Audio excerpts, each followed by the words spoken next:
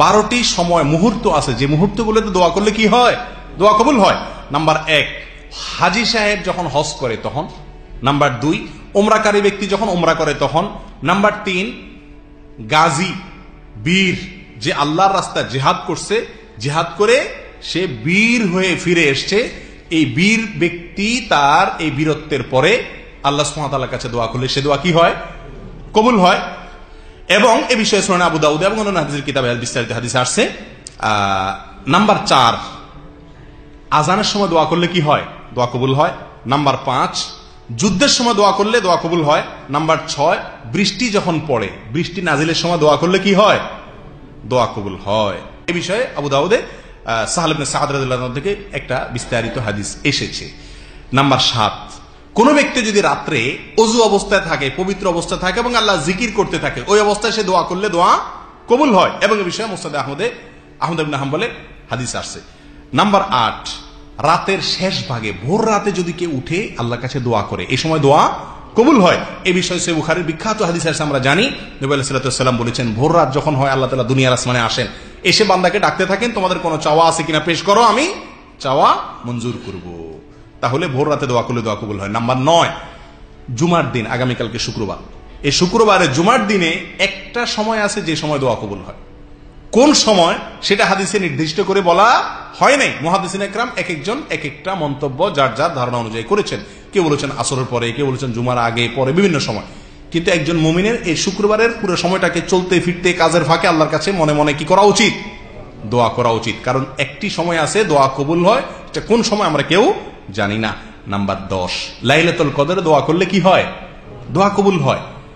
আমাদের আয়েশা রাদিয়াল্লাহু তাআলা আনহা, তিরমিজি এবং অন্যান্য হাদিসে কিতাবে বর্ণিত হয়েছে যে তিনি নবী আলাইহিস সাল্লাতু ওয়াস সালামকে বলেছেন, ইয়া রাসূলুল্লাহ, যদি আমি লাইলাতুল কদর পেয়ে যাই আল্লাহর কাছে আমি কি চাইবো, কি বলবো? তাহলে তিনি দোয়া কবুল করার জন্য ভাষা জানতে চাচ্ছেন নবী আলাইহিস সাল্লাতু ওয়াস সালামের কাছে। তার মানে এই সময় দোয়া করলে দোয়া কবুল হয়।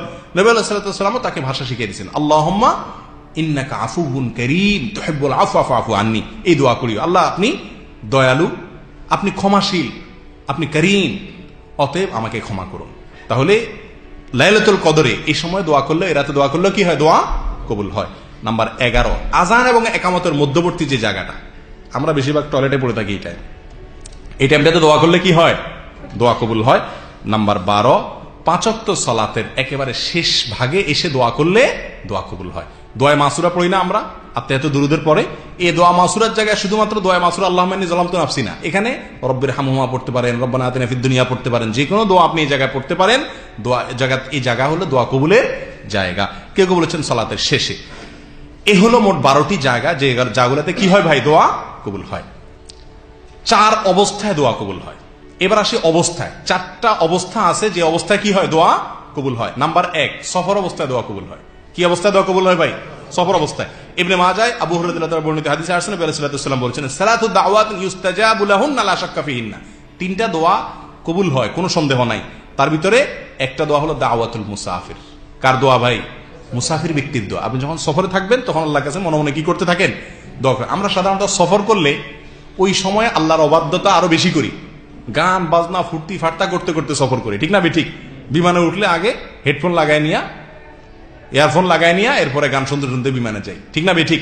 গায়েতে উঠলে বলি সুপারভাইজার সাহেব হিন্দি গান লাগাই দেন, জাগানাকা গান লাগাই দেন, ঠিক না বেঠিক? অথচ সফরে কি হয়? দোয়া কবুল হয়। আর ওইখানে আল্লাহর গজব আসার কাজ আমরা বেশিরভাগ করে থাকি। আল্লাহ আমাদের বোঝার তৌফিক দান করুন।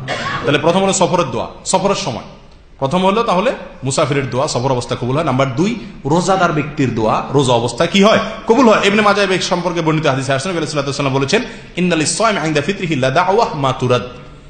ইফতারের আগে পর্যন্ত রোজাদার ব্যক্তির দোয়া কি হয়? দোয়া কবুল হয় এবং ফেরত দেওয়া হয় না। নাম্বার 3, যে ব্যক্তি দেয়ালে পিঠ ঠেকে গেছে তার দোয়া কবুল হয়। আমরা 3 যুবকের ঘটনা জানি, বিখ্যাত হাদিসে আসছে, নবী সাল্লাল্লাহু আলাইহি ওয়াসাল্লাম বলেছেন যে 3 জন যুবক একটি গর্তে আশ্রয় নিয়েছিল, গর্তের মুখ পাথরে বন্ধ হয়ে গেছে, তারা বের হওয়ার কোনো জায়গা নাই, উপায় নাই, তারা মৃত্যুর প্রহর গুনছে। এই অবস্থায় তারা 3 জনে 3টি আমলের কথা স্মরণ করে আল্লাহর কাছে কি করছেন? দোয়া করছেন। আল্লাহ সুবহানাহু ওয়া তাআলা 3 জনের দোয়া কবুল করে তাদেরকে রক্ষা করেছেন। তাহলে যখন কোনো উপায় থাকে না, দেয়ালে পিঠ থেকে যায়, তখন যদি আপনি আল্লাহর কাছে দোয়ার শর্ত পূরণ করে সুন্দর করে ভালো করে দোয়া করতে পারেন, ইনশাআল্লাহ ওই সময় দোয়া কি হবে? কবুল হবে। নাম্বার 4, ন্যায়পরায়ণ শাসক, যে ব্যক্তি জুলুম করে না, অবিচার করে না, তার অধীনস্থদের প্রতি কি করে না, অবিচার করে না, সেই শাসকের দোয়া আল্লাহ কি করেন, কবুল করেন। তিরমিজি ইবনে খুজাইমার হাদিসে আসছে নবী আলাইহিস সাল্লাতু ওয়াসাল্লাম বলেছেন সালাসুন লা তুরাদ্দু দাওয়াতুহুম, 3 ব্যক্তির দোয়া ফেরত দেওয়া হয়। এর ভিতরে প্রথম বলেছেন আল ইমামুল আদিল, ন্যায়পরায়ণ শাসক। এরপর আসেন দোয়া কবুলের সর্বশেষ পয়েন্ট যেটা, সেটা কোনটা, সেটা হলো কিছু কিছু আমল আছে, কিছু কিছু কথা আছে, যে আমলগুলা করলে, যে কথাগুলো বললে, যে জিকিরগুলা বললে দোয়া কবুল হয়। কথা বুঝে আসছে? এরকম 7টি আমল আছে, 7টি জিকির আছে, যেগুলোর পরে দোয়া করলে কি হয়, দোয়া কবুল হয়। সহিহ বুখারীর হাদিসে আসছে, উবাদা ইবনে সামিত তার বর্ণনা করেছেন, ঘুম থেকে ওঠার পরে আপনি যদি দোয়া করেন আল্লাহর কাছে, লা ইলাহা ইল্লাল্লাহু ওয়াহদাহু লা শারীকা লাহু লাহুল মুলকু ওয়া লাহুল হামদু ওয়া হুয়া আলা কুল্লি শাইইন কাদির, আলহামদুলিল্লাহ ওয়া সুবহানাল্লাহ ওয়া লা ইলাহা ইল্লাল্লাহু আল্লাহু আকবার ওয়া লা হাওলা ওয়া লা কুওয়াতা ইল্লা বিল্লাহ, এটা বলার পর যদি বলেন আল্লাহুম্মা গফিরলি, অথবা আল্লাহর কাছে যা চান সেই চাওয়া আল্লাহ কি করবেন, পূরণ করবেন। একটি জায়গায় ঘুম থেকে ওঠার পরে যদি আপনি এই দোয়া পড়ে আল্লাহর কাছে দোয়া করেন, দোয়া কবুল হবে। নাম্বার 2, আপনি যদি ইউনূস আলাইহিস সালামের দোয়া দিয়ে দোয়া করেন, তাহলে সে দোয়ার পরে আপনি যা চাইবেন আল্লাহ সেটা কি করবেন, কবুল করবেন। বা সে দোয়া পড়তে পড়তে আপনি যা মনে মনে চাইবেন সে দোয়া আল্লাহ কবুল করবেন। কারণ এই বিষয়ে নবী আলাইহিস সালাম বলেছেন, সূরা নাসাইতে বর্ণিত হয়েছে, সাঈদ ইবনে আবি ওয়াক্কাস রাদিয়াল্লাহু বর্ণনা করেছেন যে দাওয়াতু যিন্নুন ইযা দাআ বিহা ওয়া ফি বাতনিল হুত লা ইলাহা ইল্লা আনতা সুবহানাকা ইন্নী কুনতু মিনাজ জালিমিন ফাইন্নাহু লাম ইয়াদউ বিহা রাজুলুন মুসলিমুন ফি শাইইন ক্বাত ইল্লা ইসতাজাবা আল্লাহু লা। ইতিহাসে কেউ লা ইলাহা ইল্লা আনতা সুবহানাকা ইন্নী কুনতু মিনাজ জালিমিন এই দোয়া পড়ে আল্লাহর কাছে দোয়া করছে আর দোয়া কবুল হয় নাই, এরকম ঘটনা ঘটে নাই। কে বলতেছেন? নবী রাসূলুল্লাহ সাল্লাল্লাহু আলাইহি ওয়াসাল্লাম বলতেছেন। প্রিয় ভাই, তাহলে যেই কোনো বিপদ থেকে বাঁচার জন্য একটা কমন দোয়া আছে, কি দোয়া ইউনূস, লা ইলাহা ইল্লা আনতা সুবহানাকা ইন্নী কুনতু মিনাজ জালিমিন। এটা পড়ে দোয়া করলে বা এটা পড়ে দোয়া করলে দোয়া কবুল হয়। নাম্বার 3, ইসমে আজম পড়ে দোয়া করলে দোয়া কবুল হয়। এই বিষয়ে তিরমিজির একটি হাদিসে আসছে, নবী সাল্লাল্লাহু আলাইহি ওয়াসাল্লাম বলেছেন, যেটা আব্দুল্লাহ ইবনে বুরায়দা রাদিয়াল্লাহু তাআলা তার আব্দুল্লাহ ইবনে বুরায়দা তার বাবার সূত্রে বর্ণনা করেছেন যে নবী সাল্লাল্লাহু আলাইহি ওয়াসাল্লাম বলেছেন, কোন ব্যক্তি যদি দোয়া করে এই কথা বলে, আল্লাহুম্মা ইন্নী আসআলুকা বিআন্নী আশহাদু আন্নাকা আনতাল্লাহু লা ইলাহা ইল্লা আনতা আল আহাদ আস-সামাদ আল্লাযী লাম ইয়ালিদ ওয়া লাম ইউলাদ ওয়া লাম ইয়াকুল লাহু কুফুয়ান আহাদ, এটা বলে যদি দোয়া করে তার দোয়া আল্লাহ কি করেন, কবুল করেন। কয়টা গেল? 3।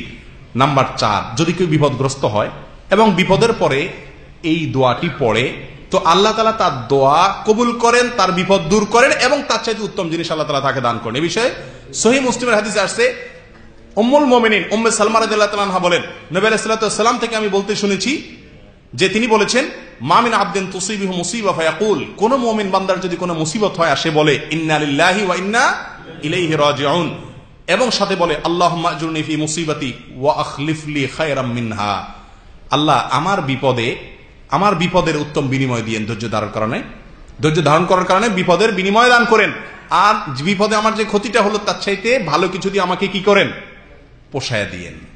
এই দোয়া যদি কেউ করে, নবী আলাইহিস সালাতু ওয়াস সালাম বলেন, তাহলে আল্লাহ সুবহানাহু ওয়া তাআলা ওই ব্যক্তিকে ওই মুসিবতের বিনিময়ে উত্তম কি দিবেন, বদলা দিবেন, এবং তার উত্তম ভালো এর চাইতে বিকল্প দিবেন। উম্মে সালমা রাদিয়াল্লাহু তাআলা বলেন, এই দোয়া নবী সাল্লাল্লাহু আলাইহি ওয়াসাল্লাম থেকে শেখার পরে আমার স্বামী আবু সালামা যখন মারা গেছেন, আবু সালামার মৃত্যুর পরে আমি আল্লাহর কাছে এই দোয়া করছি, আল্লাহ সুবহানাহু ওয়া তাআলা আবু সালামার মতো স্বামীকে হারাইছি, এরপরে রাসূলকে আমার স্বামী বানাই দিয়েছেন। দোয়া কিরকম কবুল হয়েছে দেখছেন? তাহলে এই দোয়া করলে দোয়া কবুল, এই দোয়া করে দোয়া করলে কি হয়, দোয়া কবুল হয়। কয়টা গেল? 4টা। নাম্বার 5, আল্লাহর কাছে যে ব্যক্তি জিকির করে বেশি বেশি, তার দোয়া কি হয়, ওই জিকিরের পরে দোয়া করলে দোয়া কবুল হয়। এই বিষয়ে হাদিসে আসছে সালাতুন লা ইউরাদ্দু দুআউহুম, এর ভিতরে আসছে ব্যক্তি আল্লাহকে বেশি বেশি জিকির করে তারপরে দোয়া করলে দোয়া কবুল হয়। 6 নম্বর, কোরআন তেলাওয়াতের পরে দোয়া করলে দোয়া কবুল হয়। যদিও এই বিষয়ে কয়েকটা হাদিস বর্ণিত হয়েছে, এর ভিতরে বেশিরভাগ হাদিসগুলাই জয়ীফ, কিন্তু একটা হাদিস আছে কিছুটা প্রমাণযোগ্য, যেটাকে আল্লামা আলবানী রাহিমাহুল্লাহ সহ অনেকে হাসান বলেছেন। সেই হাদিসের আলোকে বোঝা যায় যে কোরআন তেলাওয়াতের পরে দোয়া করলেও দোয়া কবুল হয়, কিন্তু আনুষ্ঠানিক কোনো দোয়া নাই, হুজুর দিয়ে দোয়া করানোর কোনো সিস্টেম নাই, এবং গতানুগতিক কোনো দোয়া যেগুলো আমাদের সমাজে প্রচলিত আছে এগুলোর কোনো ভিত্তি নেই। নাম্বার 7, জমজমের পানি দোয়া পান করার পরে দোয়া করলে বা চাইলে সেটা কি হয়, দোয়া কবুল হয়। ইবনে মাজাহ হাদিসে আসছে, নবী সাল্লাল্লাহু আলাইহি ওয়াসাল্লাম বলেছেন, মা ও জমজম লিমা শুরিবালা, জমজম পানি পান করার পরে আপনি বা পান করার সময় যে উদ্দেশ্যে আপনি পান করেন, যে চাওয়া আপনি আল্লাহর কাছে পেশ করেন, সেটা আল্লাহ তাআলা কি করেন, পূরণ করেন।